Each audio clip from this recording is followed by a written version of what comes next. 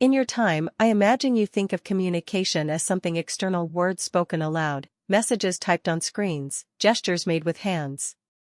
But here in 2350, the way we connect with each other has fundamentally changed. My name is Dimitra, and I'm what you might call a neural interface technician, though that barely captures what I actually do. I don't just install hardware, I craft the very pathways through which human consciousness flows between minds. This morning, like every morning for the past 12 years, I'm preparing for another routine installation. The client's name is Marcus Chen, a 34-year-old architect who's finally decided to upgrade from his basic thought-text converter to a full empathic interface. It's a big step, the kind that changes not just how you communicate, but who you are as a person. I run my fingers along the installation kit, feeling the familiar weight of the neural threading needles, each one thinner than the hair on your head but capable of weaving connections directly into the emotional centers of the brain. The main interface unit sits in its sterile housing, looking deceptively simple, just a small crystalline disc about the size of what you'd call a coin, but containing processing power that would have run entire cities in your era. Marcus arrives precisely on time, as most clients do when they're nervous. I can see it in the way he holds his shoulders, the slight tremor in his hands as he signs the final consent forms. His current interface, an older model from maybe 15 years ago, only allows basic thought-to-text communication. Useful for work, certainly, but emotionally isolating. He's told me he wants to feel connected again, to share not just ideas but the full spectrum of human experience with his partner, his colleagues, his friends. The procedure itself takes about 40 minutes, I explain, gesturing for him to settle into the reclining chair that will hold him steady during the installation. You'll feel a slight pressure as the neural threads find their pathways, maybe some tingling as the interface calibrates to your specific brainwave patterns. Most people describe it as similar to that feeling when your foot falls asleep, but in your mind. He nods, trying to look confident, but I've done this enough times to recognize the fear beneath the surface. It's natural, we're literally rewiring how his consciousness will interact with the world. In your time, people worried about privacy on social media platforms. Imagine willingly opening your emotional state to direct sharing with others. The preparation takes longer than the actual installation. I map his neural pathways using scanners that trace the unique architecture of his mind, identifying the optimal insertion points for the interface threads. Each brain is different, some people have naturally strong empathic centers, others have built walls through years of emotional protection. Marcus falls somewhere in the middle, which makes him an ideal candidate. As I begin the threading process, I watch his vitals on my monitoring display. Heart rate steady, brain activity showing the expected patterns of curiosity mixed with apprehension. The first thread slides into place with a soft click that resonates through the interface housing. Marcus's eyes flutter slightly, he's feeling the connection establish itself, the first tentative bridge between his consciousness and the vast network of human experience that awaits him. How does that feel? I ask, though I'm already reading the answer in his biometric feedback. Wonder, mixed with a touch of vertigo as his brain adapts to processing emotional input from sources beyond his own mind. Strange, he whispers, his voice carrying a quality I've learned to recognize, the first taste of expanded awareness. I can almost sense, you're concentrating very hard right now. And there's something else, like background music I can't quite hear. That background music is the emotional resonance of everyone else in the building who has an active interface, a gentle hum of human feeling that becomes as natural as breathing once you're used to it. But for someone experiencing it for the first time, it can be overwhelming. I continue the installation, threading the remaining neural pathways with practiced precision. Each connection brings Marcus deeper into the network, his consciousness expanding beyond the boundaries of his individual mind. Soon, he'll be able to share not just thoughts, but the full emotional context behind them, joy, fear, love, frustration, all flowing seamlessly between minds that choose to connect. What he doesn't know, what none of us know yet, is that this particular interface unit carries a flaw so subtle that it passed through every quality check, every safety protocol. A microscopic irregularity in the emotional filtering system that will soon turn his newfound gift of connection into something far more complicated than either of us could imagine.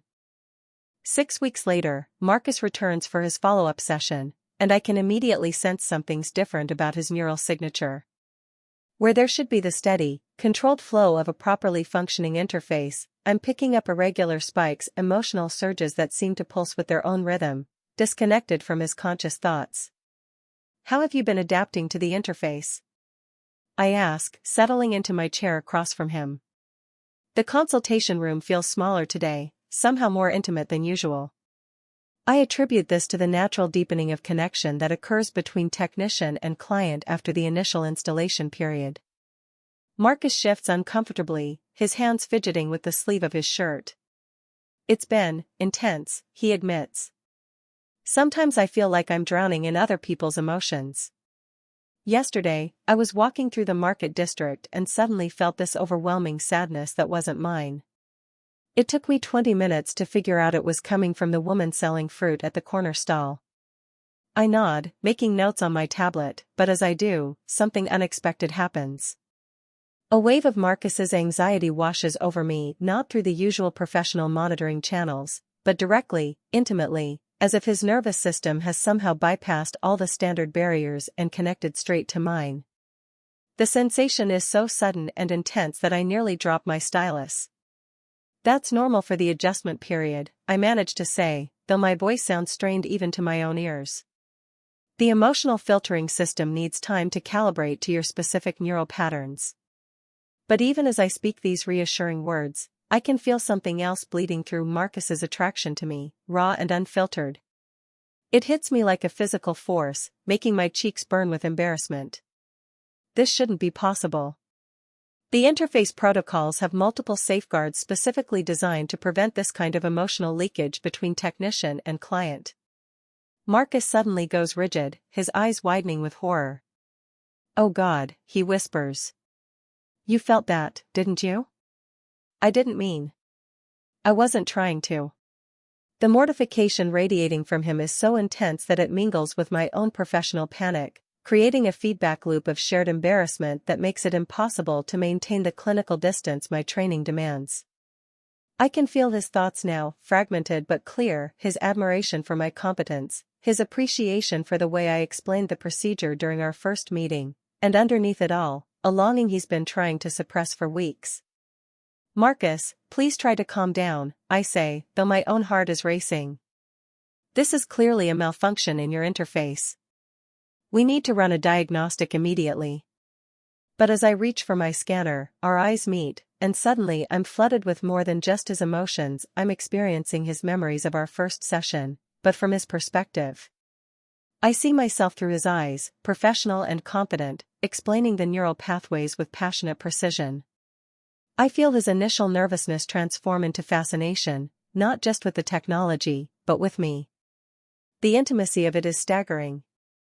In your time, you shared emotions through words, through touch, through the careful interpretation of facial expressions and tone of voice. But this is different. This is experiencing another person's feelings as if they were your own, their memories as vivid as your personal recollections. I'm so sorry, Marcus says, his voice breaking slightly. I've been trying to control it, but every time I think about you, the interface seems to amplify everything.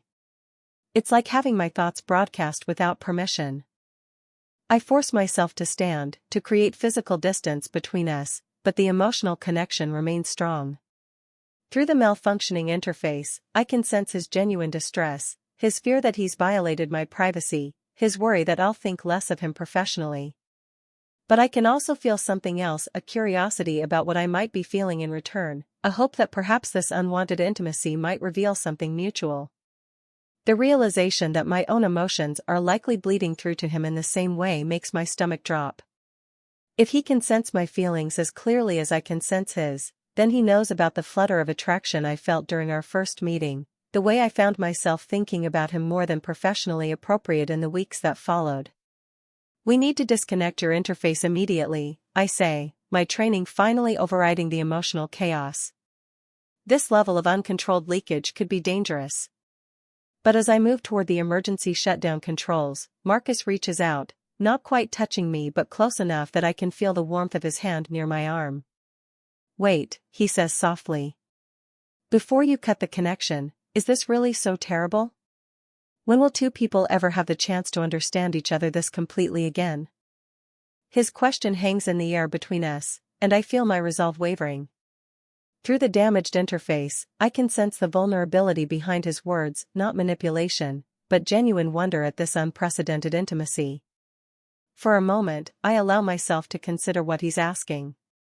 When else would two people have the opportunity to experience emotions without the filters of social convention, without the careful editing we all do in our daily interactions? But then the weight of my professional responsibilities crashes back over me. I'm not just Dimitra in this moment, I'm Dr. Alexakis, the lead researcher on neural interface safety protocols. Everything I've spent years building, every regulation I've helped establish, every warning I've issued about the dangers of uncontrolled emotional transmission, it all stands in direct opposition to what Marcus is suggesting. You don't understand what you're asking, I tell him, finally reaching for the shutdown controls. This isn't just about us. If word gets out that I experienced an interface malfunction and chose not to immediately terminate it, my entire career becomes questionable. Every safety protocol I've developed, every paper I've published, all of it loses credibility. As my fingers hover over the emergency switch, I feel his disappointment wash over me like a cold wave. But underneath it, there's understanding. He knows I'm right, even as part of him wishes I weren't.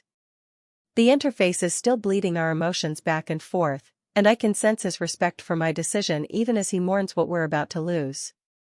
I'm sorry, I whisper, though I'm not entirely sure what I'm apologizing for: the malfunction, the necessary shutdown, or the fact that we'll never have this kind of connection again. The moment I trigger the emergency protocol, the sudden silence in my mind is almost deafening.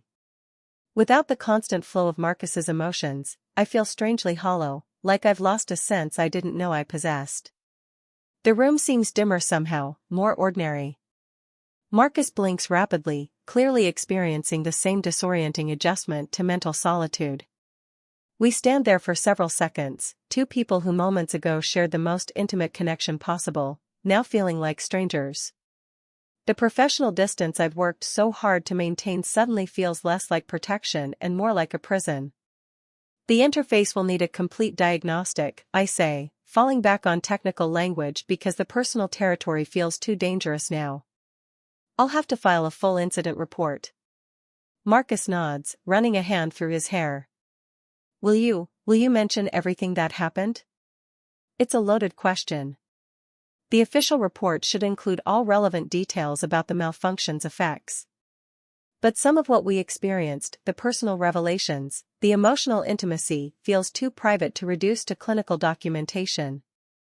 I'll focus on the technical aspects, I tell him. The personal effects will be noted as unintended emotional transmission between subjects, standard terminology. Relief flickers across his face, followed immediately by something that looks like regret. We both know that once this moment ends, once we return to our professional roles, we'll have to pretend this never happened.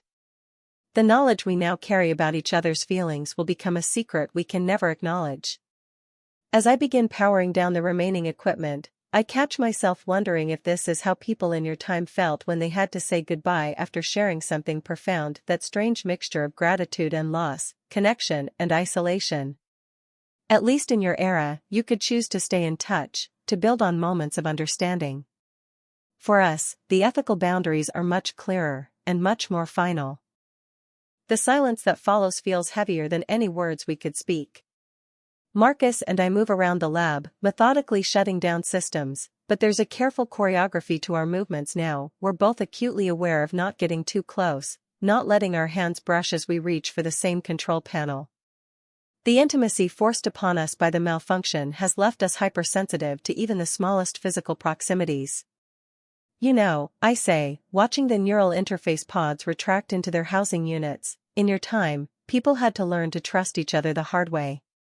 Through words, through actions over time, through choosing to be vulnerable despite the risk of being hurt. Marcus pauses in his documentation, stylus hovering over his tablet. And you think we've lost something in that transition? I consider this as I seal the last of the data cores. Not lost, exactly. But maybe, simplified it too much. We've become so focused on preventing emotional harm that we've forgotten how to navigate it when it does occur. I gesture toward the now silent interface chamber. Today's malfunction gave us something your ancestors would have recognized, that messy, uncomfortable, beautiful process of really seeing someone else, flaws and all. It was terrifying, Marcus admits quietly. Feeling your doubt about the research, your frustration with the safety protocols, but also your genuine care for the participants. I've worked with you for 3 years, and I thought I knew you professionally. But this. He shakes his head. This was like meeting you for the first time. The weight of his words settles between us.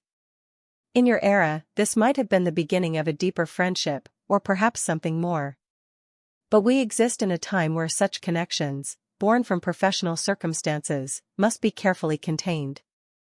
Still, I find myself hoping that the trust we've accidentally built today won't simply evaporate under the weight of protocol.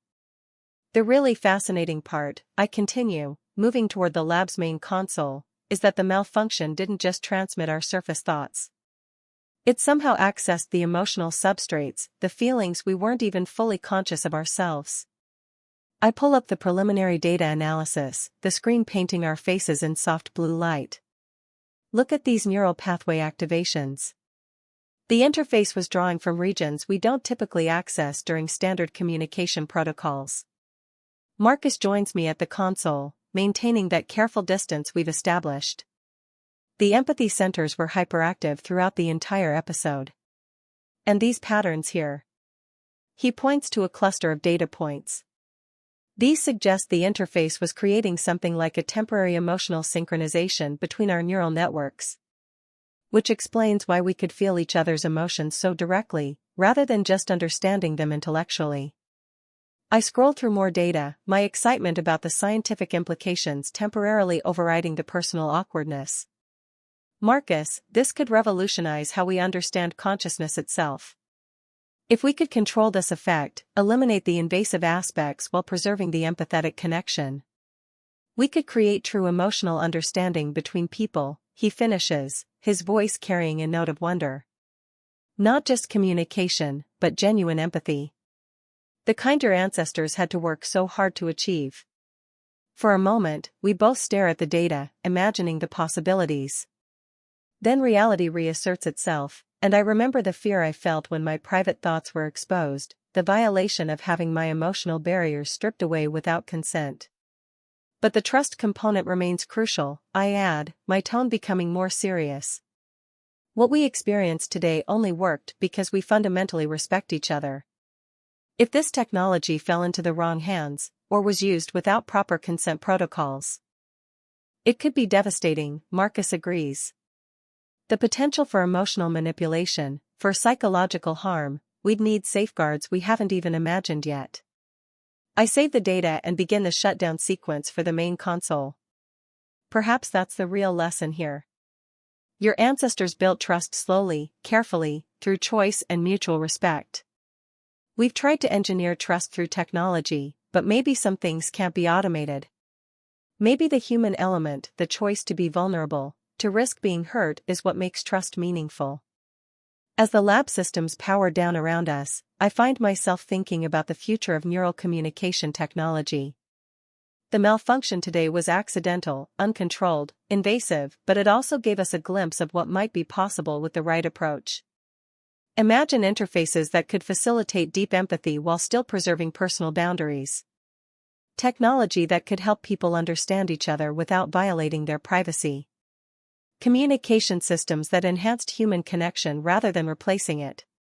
Whatever we develop from this research, I tell Marcus as we gather our personal belongings, it has to be built on the foundation of trust.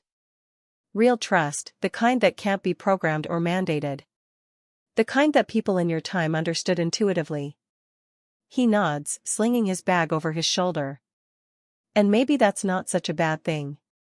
Maybe some of the most important human experiences should remain fundamentally human. As we prepare to leave the lab, I realize that despite the discomfort and awkwardness of today's events, I'm grateful for what happened. Not for the violation of privacy or the professional complications, but for the reminder that beneath all our technological sophistication, we're still human beings trying to connect with one another. And sometimes, whether by accident or by choice, we succeed in ways that surprise us. The future of neural communication technology will be shaped by what we learn today, not just the technical data, but the human lessons about trust, vulnerability, and the delicate balance between connection and privacy. And perhaps that's exactly as it should be.